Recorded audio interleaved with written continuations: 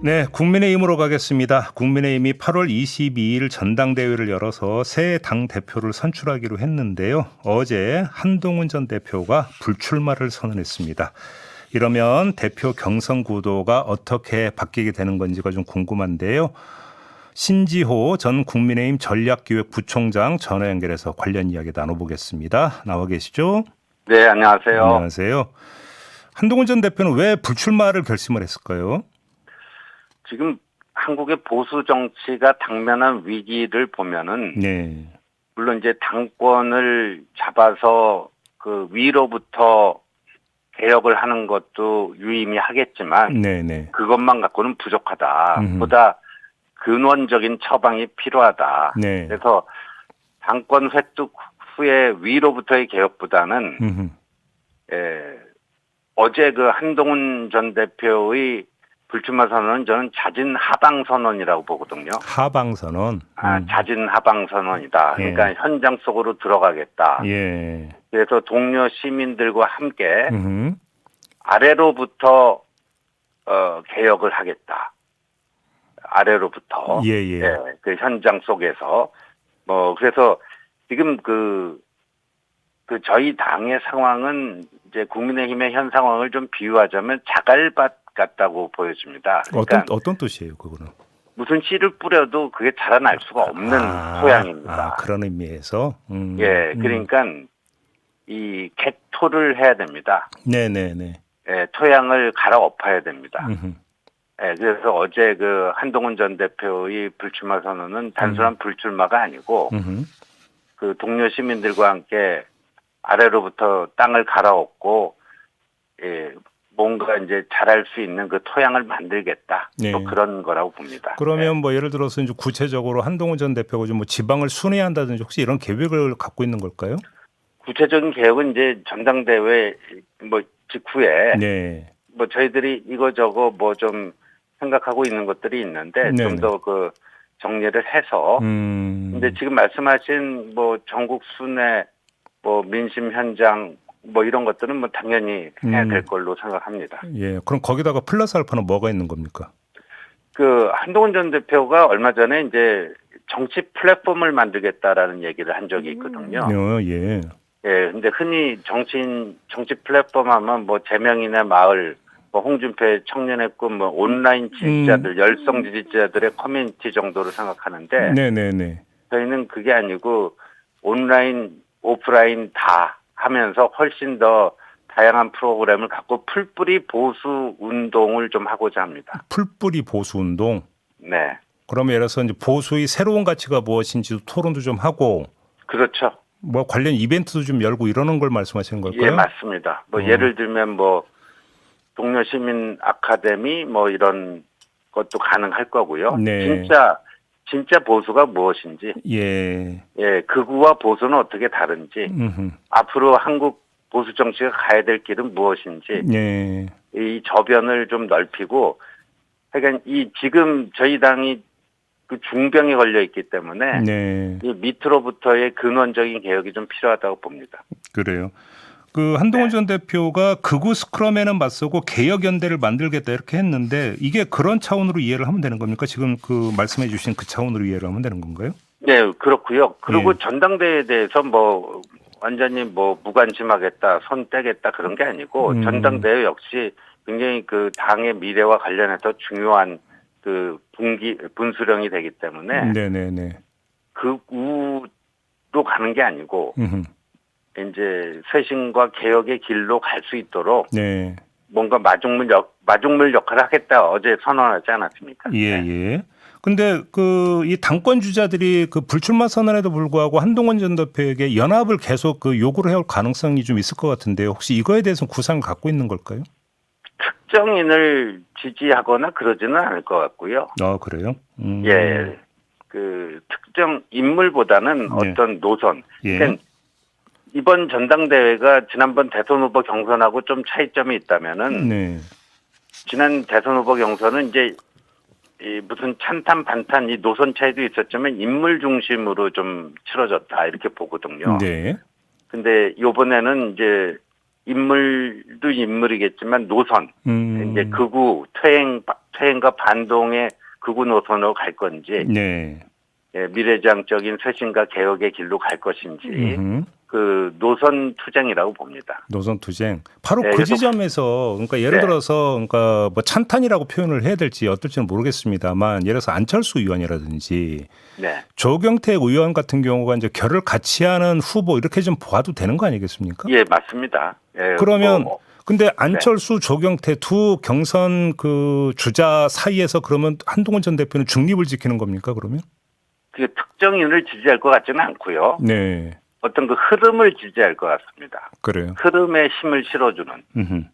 예, 예. 그리고 어차피 이 결선 투표 제도가 있기 때문에 네, 뭐 굳이 인위적인 단일화를 하지 않더라도 또 후보들이 뭐 TV 토론이라든가 뭐 정견 발표를 통해서 네, 예, 이게 저는 크게 보면 이제 김문수, 장동혁 그 구조가 있고요. 네. 예, 이 조경태, 안철수 쇄신조가 있다고 봅니다. 그렇게 보시고. 근데 좀 빠뜨린 분이 한 분이 주진우 의원은 그럼 어디에 들어갑니까? 주진우 의원도 이제 쇄신조에 전 속한다고 봅니다. 그렇게 보세요. 네. 근데 지금 조경태 의원 같은 경우는 혁신 후보 단일화를 촉구했던데 이건 어떻게 평가하세요? 그러면? 물론 이제 결선 투표가 있으니까 인위적인 단일화를 안 하더라도 이제 자연스럽게 단일화가 되는데 네. 조경태 의원이 지금 그러는 거는 그냥 우리가 좀 힘을 모아야 된다라고 하는 음흠. 그런 차원에서 그런 발언을 한다고 보고 있습니다. 그래요. 네. 네. 자, 그 반탄 진영 그냥 그렇게 표현을 할게요. 네. 그러니까 조금 전에 이제 그러니까 노선 흐름이 중요하다고 말씀을 하셨으니까 좀 드리는 질문인데 그동안 어떤 반탄 입장을 보여왔던 의원들 같은 경우가 네. 뭔가를 이렇게 견인을 한다고 해서 뭔가 입장이 바뀌고 대국민 선언을 하고 이럴 가능성이 조금이라도 있다고 보세요. 저는 전환길 나비 효과가 있다라고 보는데요. 네. 이게 뭐냐면은 뭐 일 개인에 불과하지만 전환길 씨 입당하면서 굉장히 시끄러워졌잖아요. 그렇죠. 예, 당이 좀 시끄러워졌습니다. 그런데 이른바 그 친윤으로 분류되는 분들이 네. 전환길에 대한 입장을 놓고 분화가 되고 있다라고 저는 봅니다. 그렇게 보세요. 예. 예, 분화가 되고 있다. 그러니까 예를 들어서 인요한 의원 같은 경우에는 뭐 다양성 차원에서 전환길의 입장을 환영해야 된다. 네, 그런 발언 했었죠. 예. 예, 근데 반면에 이제 조은희 의원 같은 경우에는 전환길은 황교안당으로 가야 된다. 어디 여기 얼씬거리느냐. 이렇게 친윤이 전환길을 놓고 분화하고 있는 현상. 예. 이런 것도 좀 눈여겨봐야 된다고 봅니다. 이건 좀 외생 변수이긴 한데요. 친윤의 앞으로 어떻게 될 것인가의 문제에서 외생 변수이긴 하지만 지금 특검 수사 대상에 오른 친윤 핵심 인사들이 여러 명 있지 않습니까? 네. 그 특검 수사의 결과에 따라서 당내 역학구도 좀 바뀔 수 있다고 보세요? 그 특검 수사가 어디까지 진행될지를 제가 알 수가 없으니까 그런데 지금 당 소속 의원들은 다 제일 그 머릿속 우선순위가 본인이 특검 수사의 칼날을 피해 갈 수 있을까 없을까. 저는 그거라고 보고 있습니다. 그래요? 네.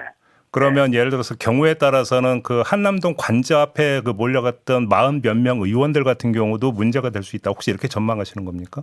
그 45명 전체가 다 그러기는 좀 힘들 것 같고요. 네. 예, 윤 전 대통령하고 계엄 전후 해가지고 뭐 통화를 했다든가. 예. 뭐 이런 분들은 뭐 한 번은 좀 수사를 받지 않을까 싶습니다. 그렇게 보시는 거고. 네. 그럼 어떤 이런 그 특검이 그러니까 그 소속 의원들에 대해서 수사를 한다고 해서 당이 나서서 뭔가 방탄하거나 이럴 성질의 문제는 아니라고 보시는 거죠, 이거는? 그게 굉장히 어려운 문제입니다. 예. 그러니까 진상 규명에는 협조해야 되겠지만 네. 지난번에 뭐 순복음교회 이영훈 목사 그 뭐 불법 압수수색이라고 저는 보거든요. 예. 그래요? 예, 변호인 입회도 없이 또 외부 연락도 못하게 차단시킨 상태에서 압수수색을 진행했으니까 네. 그건 반인권적인 불법 압수수색이라고 보는데 그러니까 옥석을 가려야 되겠죠. 근데 그래요? 그게 참 어렵습니다. 어떤 게 과잉 수사 인권 탄압이고 네. 어떤 게 진상 규명에 협조하는 건지 네. 그건 다 케이스 바이 케이스로 봐야 될 것 같습니다. 알겠습니다. 아까 전한길 씨 이야기했으니까 좀 전한길 씨가 내지 전한길 씨와 뜻을 같이 하는 사람들이 당권 경쟁 구도에 일정하게 영향을 미칠 수 있을 정도로 힘을 갖고 있다고 보세요? 전혀 그렇지가 않다고 봅니다. 그냥 빈수레가 요란하다는 말이 있지 않습니까? 예. 네. 뭐 그래요. 전한길 씨가 뭐 10만 명 동반 입당했다는데 그 사실 무근이고요. 네. 예, 최근 이 대선 후보 경선과 직후에 예. 오히려 당원 수가 줄었습니다. 아, 그랬습니까? 예, 그러니까 대선 끝나고 좀 실망한 당원들이 좀 탈당하고 그래서 한 몇 명이나 줄었어요, 그러면 그 사이에? 한 5, 6만 명 정도가 대선 후에 줄었습니다. 아, 그리고 그래요? 최근에 예. 조금 이제 뭐 한동훈 전 대표가 당원 가입 뭐 캠페인 등등 하면서 조금 늘어나고 있는 추세인데, 오. 예, 그렇습니다. 그럼 5, 6만 명이 줄었으면 10만 명이 들어왔다는 건 말이 안 되는 얘기네요, 한마디로. 그건 뭐 전혀 뭐 택도 없는 소리죠. 예. 예. 알겠습니다. 혁신위는 어떻게 될 것 같습니까? 거의 네. 그 혁신위원회. 혁신위. 예. 혁신위는 이미 뭐 표류를 하다가 네. 이제 표류에서 좌초 단계로 넘어가는 것 같습니다. 결국은 식물 상태에 빠져들고 있다 이렇게 봐야 되는 걸까요? 그렇죠. 그러니까 이 모든 책임은 송원석 비대위원장에게 있는데 네.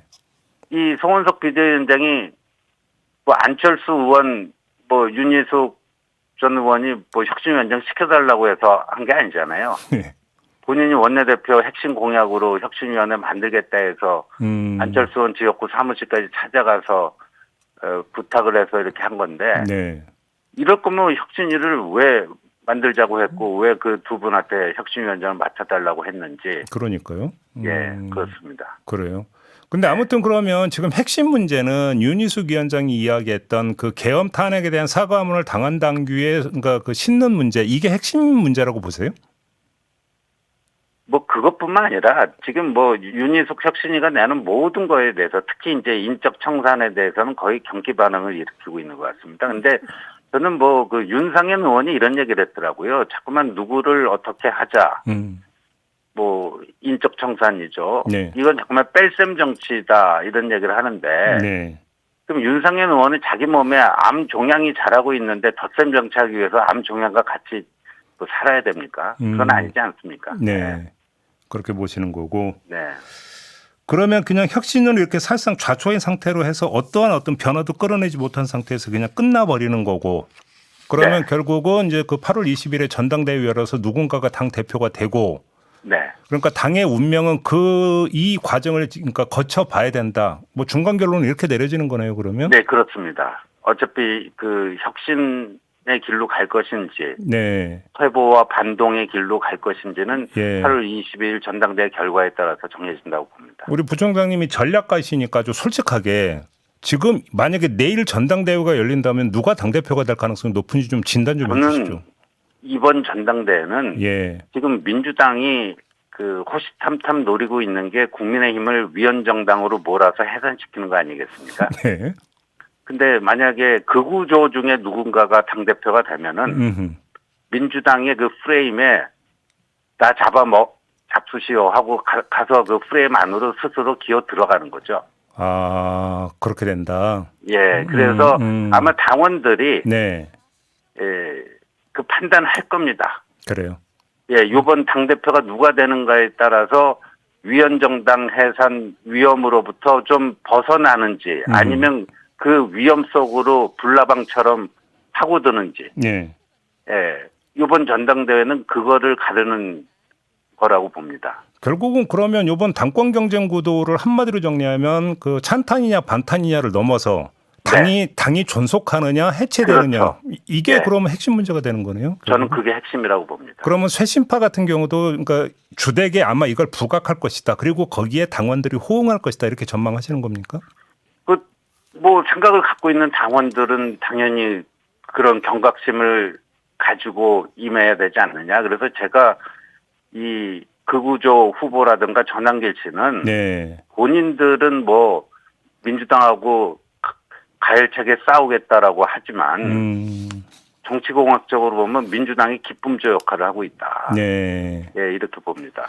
근데 제가 마지막으로 이 질문 좀 드릴게요. 그러니까 이게 무슨 계파 이익에 따라서 당직을 어떻게 배분하니 이런 거라면 차라리 타협이 가능한데 네. 지금 당을 관통하고 있는 핵심 문제는 그런 게 아니잖아요. 근데 그렇습니다. 이 문제가 간극이 좁혀지지 않은 상태에서 계속 같이 갈 수 있는 거예요? 어떻게 보십니까? 저는 이거를 극복해야 된다고 봅니다. 예. 그렇다고 뭐 분당할 수도 없고요. 예.